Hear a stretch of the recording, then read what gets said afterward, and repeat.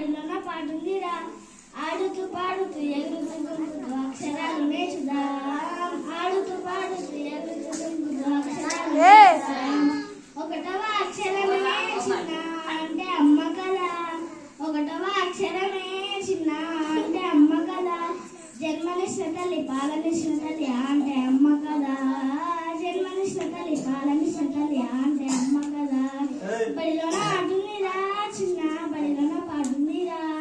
బడిలోన ఆడుతుందిరా చిన్న బడిలోన పాడుతుందిరా ఆడుతూ పాడుతూ ఎగురుతూ దుంకుతూ అక్షరాలు